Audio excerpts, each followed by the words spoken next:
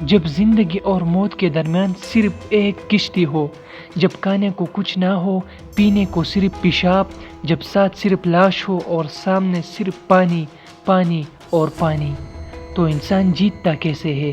یہ ہے جوس ایلورینگا کی کہانی، سچ مگر ناقابل یقین۔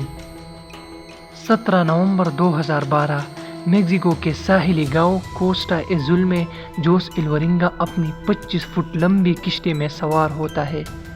ساتھ ہوتا ہے صرف ایک نوجوان 23 سالہ ایزیکویل کارڈوبا۔ سفر صرف ایک دن کا ہوتا ہے لیکن وہ لے کر چلتی ہے مچھلی پکڑنے کا سامان، 5 دن کا کھانا، ایک ریڈیو اور پرعزم حوصلہ۔ صبح تقریباً 11 بجے اچانک تیز ہوائیں اٹھتی ہے، لہریں کشتی کو جھنجھوڑتی ہے اور پھر انجن کا بیلٹ ٹوٹ جاتا ہے۔ ریڈیو آن کرتے ہیں تو خاموشی، ریڈیو بھی کام نہیں کر رہا۔ اب وہ سمندر میں بہتے جا رہے ہیں، ان کے قابو سے سب کچھ باہر ہو چکا ہے۔ جوس کوشش کرتا ہے کہ انجن کو کسی طرح واپس چلا لے، کبھی رسی سے بیلٹ باندھتا ہے، کبھی ہاتھ سے گھماتا ہے، لیکن آخر کار بیلٹ ٹھیک ہو گیا۔ وہ کشتی واپس گاؤں کی سمت موڑتا ہے، لیکن تقریباً 20 کلومیٹر گاؤں سے قریب ہوتے ہی دوبارہ تیز طوفان آتا ہے۔ بیلٹ پھر سے ٹوٹ جاتا ہے اور اب ہوا کشتی کو واپس سمندر کی گہرائی میں لے جا رہی ہے۔ 10 دن بعد ان کا کھانا بھی ختم ہو چکا تھا۔ وہ بھوک کے مرے پرندے، کچھوے اور مچھلیوں کا خون پی کر زندہ رہتے تھے۔ 15 دن بعد جوس کا ساتھی ان مشکلات کو برداشت نہ کر سکا اور سمندر میں چھلانگ لگا کر سوسائڈ کر لیا۔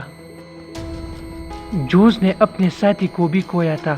اب اس ویراں سمندر میں اسے باتیں کرنے کے لیے بھی کوئی نہیں تھا۔ ایک دن جوس کو دور سمندر میں ایک کارگو شپ دکھتا ہے۔ وہ چیختا ہے، ہاتھ ہلاتا ہے، لیکن سمندر کی لہروں کی آواز کی وجہ سے وہ بھی اگنور کر کے چلی جاتی ہے۔ اس کے بعد وہ مکمل ٹوٹ جاتا ہے، کہتا ہے یا تو میں مروں گا یا خدا معجزہ کرے گا۔ ایک دن جوس کو سمندر میں ناریل تیرتا نظر آتا ہے۔ اس کا دل دھڑکنے لگتا ہے۔ ناریل کا مطلب ہوتا ہے زمین، جزیرہ یا زندگی۔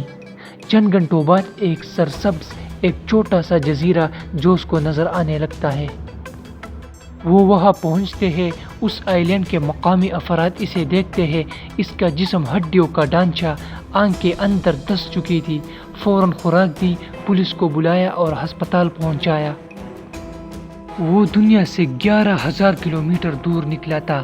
دنیا حیران رہ گئی، کیا کوئی 438 دن سمندر میں زندہ رہ سکتا ہے؟ ہاں، جوس ایلورینگا زندہ تھا۔ جب اس نے اپنی ماں کو دیکھا تو بس رو دیا۔ میں جانتا تھا میں واپس آؤں گا، میں نے ہار نہیں مانی تھی۔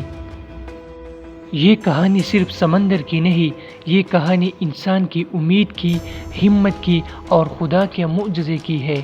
جوس ایلورینگا زندہ ہے کیونکہ اس نے موت سے انکار کیا۔